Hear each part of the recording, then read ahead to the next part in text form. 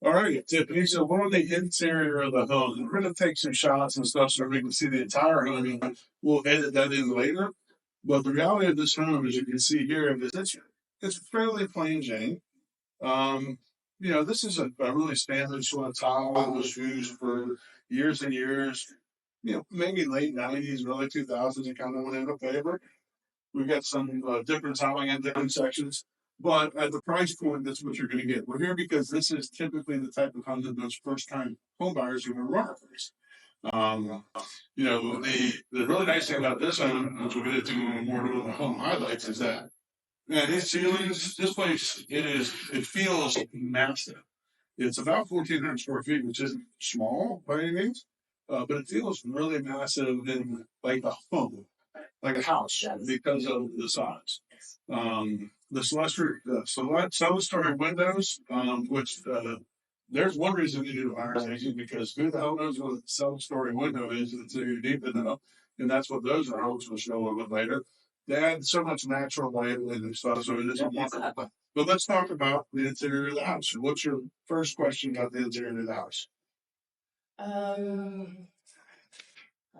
Okay, so one of the things we asked when you walked in was, can we put walls? Can you take down walls? Yes. So, yes, the nice thing about this particular house is that the kitchen enclosed over here, which is not in, it's all what we call the thing that denies the walls because it doesn't go all the way to the ceiling. They basically put these up just to have somewhere to house the refrigerator, the washer, dryer, a pantry. Right. In another section of the house, there's plenty of room to relocate those things. So you could take the walls down and do whatever you want because you own the property. There is no homeowners association that says you can't. You get some homeowners associations will say you can't do certain things. Now, Wellington's going to say you need to get it permanent, any structural, especially because you're probably going to make some electric and stuff like that. So we have to do that. Yes, you can do whatever you want in the interior footprint of this home because you own this home. Okay. Another thing that's important to note, let's look at the doors and the windows in there. These are what are called single pane, right? They're single pane windows and doors. Do they work? Yes. Do they keep the rain out? Yes. Do they keep the heat out? Yeah. So eventually at some point in time, you might want to look at upgrading them to a double pane. You don't need to go with 13 impact windows because you have the shutters. And that's on all of the windows. Shutters, you can move around that, we'll operate that. But at some point, to just basically add some energy efficiency, you may want to look at that. Right now, they work just fine. All right. Speaking of energy efficiency, do you know like what it costs to kind of keep this house cool? Great question. And no, okay. I get this question all the time from renters, from buyers, and all this. Here's the thing. Chala, what temperature do you keep the house at? 75. 75. What do you keep the house at? 75 when I'm there. 75 when you're there? And there it's probably down to 72. Okay. And then so I'm fine with 77 all day long, right? And then there's other people that 69 is their number because they want to be cool, right? So no, there's no real answer to that. The bottom line is it really depends on your habits and your function. Same thing with water. Water is one of those things where if you spend an hour in the shower every time because you're luxuriating and whatever, and I go on and I'm like, all right, I got most of the parts out of here. So, but it makes it, or if you have a water, or fish tanks, or right. There's different things. So it's an impossible question to answer. People always want the answer. It's just hard to. Well, right, and I don't want to give anybody an answer that I absolutely know that I don't maybe wrong because I don't know if you're a child on that or anything. Right. And speaking of like water, are there sprinklers for this property? So there's no sprinklers for this property. It doesn't have an irrigation system per se. Honestly, and you'll see from some of the other days, this hasn't been watered in forever. Okay. Right? The owner had people in there that they evicted. She doesn't even live in the state, so that's not watered in forever. And generally, that's what you're going to see. Now, if it starts to really brown out, most people will go hit it with a hose, or you can buy a sprinkler. And some people buy a sprinkler because the kids like to jump in the sprinkler. But there's, and most of the time in these type of duplexes and stuff, there's not going to be a hose on the back, and that's going to be what you got. Okay. So one other question too, since I'm staring at it. Is there a division between the two sides in the back, or can you create one? Yes. So there is not, but you can. Yeah. So again, so what happens is when you buy this, you're buying the land also, and your land, depending on the survey, will tell you exactly where it is. But you can do whatever you want. You can put fence up, you can put privacy fence up, you can put up, if you want to put up a temporary wall because you own not only the property itself, but you own the land that it sits on, okay, which is a very important delineation to make. So, all right. Yes. Is there a question about that? No, sorry. That's all right. So let's talk about this house. Do you like this house or do you like to buy this house? I do actually. Okay. And I didn't. I mean, if this was Something to start with, and this this makes my first time look like the friggin' Taj Mahal. My first house was shit. Pardon me. Not believe it. Give lots of This is Andrew. What? That's right. And listen, honestly, like you think it was even better. All of my furniture for several years is plastic. All of it. Kmart, plastic, outlet chairs, tables, and stuff like that. A bed? No. Bed frame? No. Bed? No. Mattress on the floor? Yes. Hey, listen, that's what I could afford. That's what I did. It was okay. It was above. Yeah, this is actually really nice. As far as the property is Wellington. You want to bring your kids in, get into the Wellington schools, things like that. Let's talk about that, right? So I'm not really allowed to talk about schools so much because that can be considered all these different things. But a lot of people do move to Wellington for the schools. A lot of people move to Wellington for one particular school. What school is that, Timothy? Your kids are over at Bates. Yeah. Right? We're not in Bates, right? But we're over in. Oh, and which has amazing. Yeah, things are. I don't know. I'm pretty sure it's over. I'll double check. But yeah, Wellington High School, all sorts of stuff. But the thing is that the reality of it is houses are more expensive in Wellington for certain reasons. One of them, quite frankly, is the schools. I'm not going to say the schools are better here than some other places, but people move here for schools. Right, and I did. Right? So the value proposition on this place is actually excellent. Okay? So we priced, and I'm the seller side on this, and I'm pretending I'm the buyer side as well. We priced this to sell. The woman doesn't want it. It's just a hindrance to her, right? We put the roof on because of all the insurance issues. And the biggest thing first time buyers right now, roofs insurance, right? Make sure that if you do it on your own, great. If you look out the night stuff out, if you use a realtor, make sure that your realtor is talking about things like roofs, panels, things like that. Because insurance right now is the biggest issue we have in the state of Florida. In my mind, it's insane, and something has to happen. It's got something. We gotta get a fix thing. Unfortunately, the only fix is going to come from Tallahassee. So talk to your local politicians or whoever. The local guys can talk to the guys in Tallahassee. Okay. So to get down to what we're talking about, though. So let's say that you wanted to purchase this home. We priced it two something. It's priced at $318,000 with a brand new roof, right? It needs upgrades, but it's a palatial place in a great location, right? So if I'm your buyer's agent, I'm gonna let you know, hey, I went, did all the comps and the look, and this is priced to sell, right? Mm-hmm. So they have to talk about strategy, right? There's a ton of different strategies that can be used in purchasing a home, right? Some of them, and full disclosure, some of them are considered illegal in the state of Florida, but they still get used all the time. A big one's called a loan order. Oh, right. So here's the thing. So I go to Chala, let's say Chala owns its own, and I go, Chala, I have Tiffany here. She's a single mother of 2 children. She fell in love with your house and blah, and do all this sort of thing, right? To try to convince her to sell you versus somebody else. I guarantee I'll get 20 love letters on this house. This house, tomorrow, we're doing open houses. We already have our 14 scheduled showings for realtors and 8 or 9 people. Well, so I also priced this, and now we're on the seller side because I told her, so we want to get everybody in there at one time and turn it into the best eliminating auction. And we're going to let people know, look, we're taking multiple offers, so put in your best offer. So the biggest thing that first-time home buyers don't really understand is, and I know it sounds silly, just because you got approved for this much doesn't mean that you can actually afford this much. There's a lot of math that goes into it. Realize that the mortgage lender is only concerned with PITI, principal, interest, taxes, and insurance. Now they have a matrix for all of your other expenses, but it's not the same as yours. So let's just say that you're approved 320. I don't suggest something about this house because I'm telling you right now, after you go look at all the other things involved, and you were renting before, wink, wink. Right. So you didn't have to pay for the loan. You didn't have to buy a loan or pay for somebody to loan. Right. You didn't have to pay for your own water and sewer because that was included in the price of the rental. Right. You didn't have to pay to replace the hot water heater because the hot water heater. Yes. So you need to make sure that you're not overspending on your costs. That's it. And when we're talking about that, let's talk about appliances. The appliances get handled, they're generally what we consider middle age. They're not making our own, right? But appliances, especially today, and this is just the reality of it, 20 years ago, if you got an air conditioner, you could pretty much bank on that air conditioner going 20 years. Right. Today, forget about it.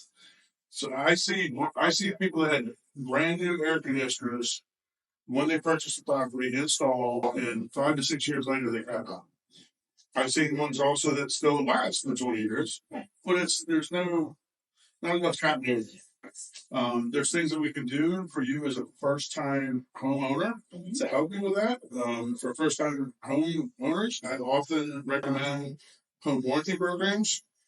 Okay. Right, not for everybody, but it's one of those things where it ends up being paying over time for an instant event, so you don't have to pull out $8,000, whatever it is, out of your pocket in one shot, because that becomes very, very difficult for a lot of first-time homeowners. And no matter how many times I tell them, hey, make sure you have 10 grand in the bank, Tiffany's trying to pay her mortgage, her car payment, and everything else, right? Yes. So realize just because you are told you can afford it by a mortgage company doesn't necessarily mean you can afford it. Okay. And realize you have a lot of expenses you didn't have before. The lights don't go on for free. Well, you have those in your rent. So you know about electric, the water, all that sort of things. The insurance on this property. Right? The insurance on this property is going to be higher than it would be if it were in a homeowners association, objective, right? But you're paying all of it. You're not sharing it with other people in the association. So again, those are things that you have to look at. The other thing that you'll look at is, I know we kind of joked about it earlier, but it's heavy. Yeah. Right. So depending on what furnishings you have and stuff like that, so an upfront cost to you is going to be with minimal furniture. Outside of what you may or may not already have. So anyways, there's a ton of other expenses. So just make sure that you don't overextend yourself just because the mortgage company told you could afford this much. And that's what I do with buyer's agents. What help? Well, that's great. So the point of this whole video is there's a lot of static out there right now about what's going on in the world of real estate. Freaking dumbest one is that there's this thing floating around and there's no need for a buyer's agent anymore. That is the biggest bunch of bull ever. The need for buyer's agents is particularly acute with first-time, right? But for Tiffany herself, it's an actual homeowner. She decides summer house and she wants to buy something else around town. If she doesn't have a buyer's agent, she's not going to avail herself of everything. Well, let's qualify this.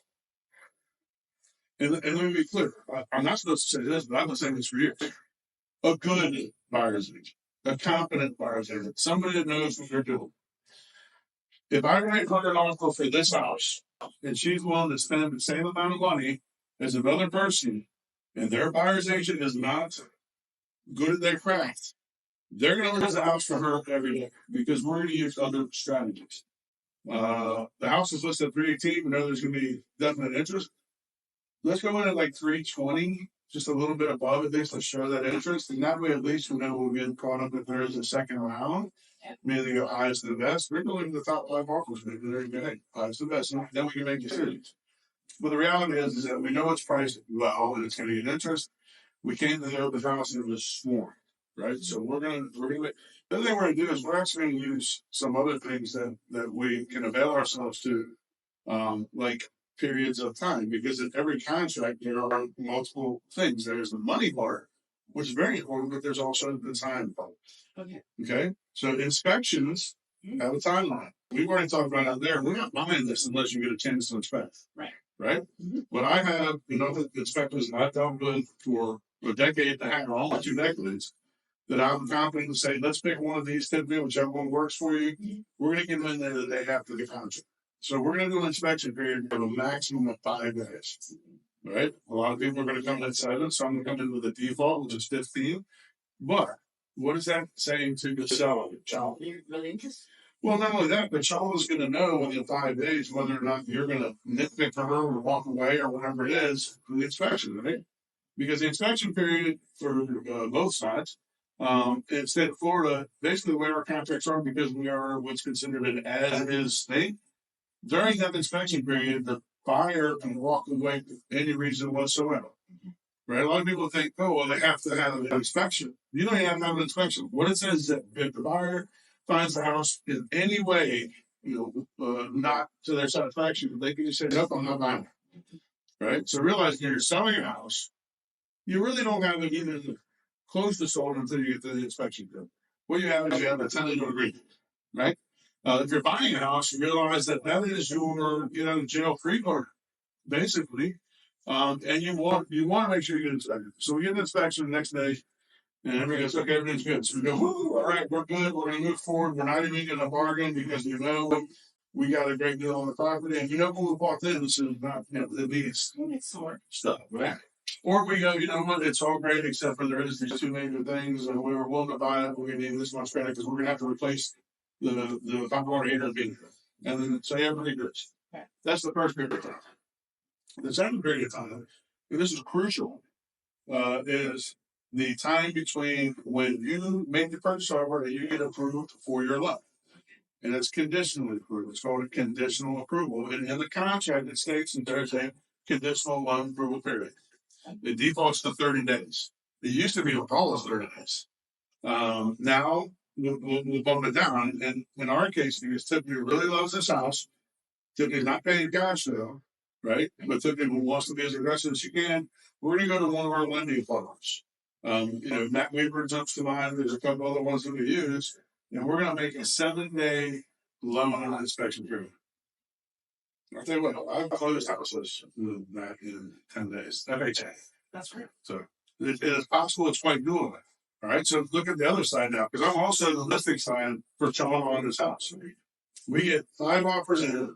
Everybody went over a couple of grand, 320, 321. Everybody had a 5-day inspection period. Everybody had a loan. Here's the 7-day loan approval. Everybody else is 21, 15, whatever, 30. Guess who looks much more attractive to Charlotte now as a seller, because she's saying, you know what? Not only am I going to know that they're going to back out because of the inspection period, but I know that they're truly approved for their loan in this short period of time. That's right. So the third part of that is on this house. There's no approval period. We're not in an HOL. We're not in a right applications. There's no way. You don't have to wait for the approval from the whatever the HOA and stuff like that. So all right, Tiffany, if you really truly like this house, are you ready to purchase and make a move back? Let's just go ahead and tell them we're going to close in 15 days. Okay. Right? Good on that? All right. So now we have put an offer that's going to compete with most cash offers. Because a lot of cash offers are going to come in. They say, we're going to pay cash, but we want 7 days and whatever. And some of them want 10 because they pitch their offers and everything. And they go, oh, we'll expect it to some of them want it then, but our guy from Miami can't get up there until a whole bunch of their goods. And some of them are smart. They're going to try to close it in a couple of weeks, right? But we're going to be in tune with that, right? Then that's going to 30 days from the regular kind of closing periods. Yeah. So again, we're going to make your offer as aggressive as possible in every way, except for really monetarily. You can always go, oh, we'll do 330, but you still got to get an appraisal on it. Right. Oh, there's a whole other thing with everything, right? So what happens is that, right? So first off, I already got an offer when I pitched it. They offered $20,000 more than this price on this house. It's not going to go anywhere, right? Here's what: this house is not going to price for $20,000. It'll probably appraise like in the 323, maybe even 325. I mean, that's where it'll raise, right? Because most lenders try to reach for the value that is pretty close, right? Because they want to lend it. That's their impetus, right? You have to, if it doesn't come in, you have to pay it. It becomes another negotiation. Well, it depends on the loan you have. Some loans you cannot pay cash in addition to, and you're just out of luck. Some loans you can just say, I'll cover the difference in cash. Most of the time it becomes, hey, Charlie, we're all set to go. The last thing we had was in the loan approval period.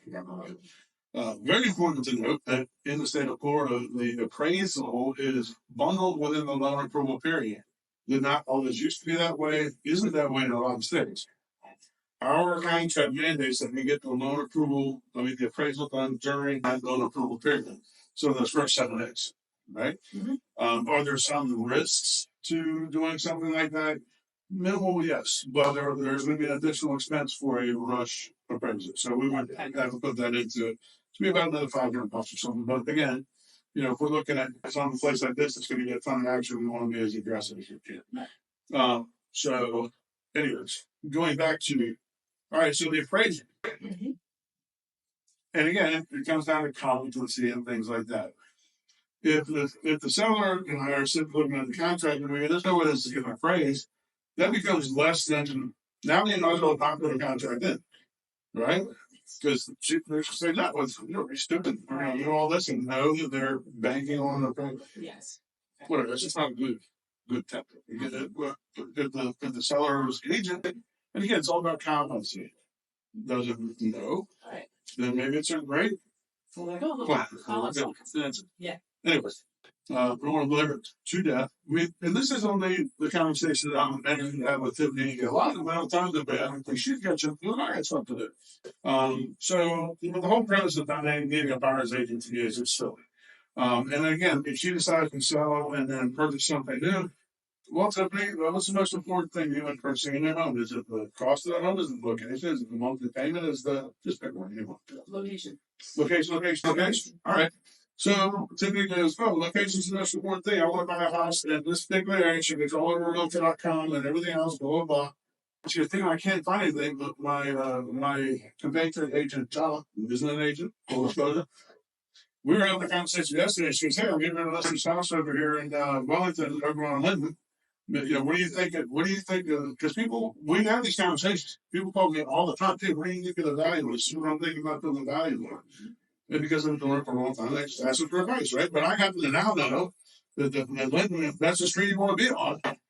There's something, we know something's going to be there, right? So we're going to make sure that we're the first people, hopefully, to look at it. So there's that aspect. The other thing is, let's say you say, I'm not tied to the location. I want the best monthly payment because that's how I live. I live month to month. Okay, you know what? And let's double that. And say, I bought 3 used. I want a new house. Okay. And I go, hey, great, Tiffany. You know what? I can take you to 2 places right now where we get you a brand new bill. You can even finish all this stuff because it's going to be a month worth or whatever it is. Right. And we can get you a 4.99% interest rate. So there. Would that be interesting to you? Yes.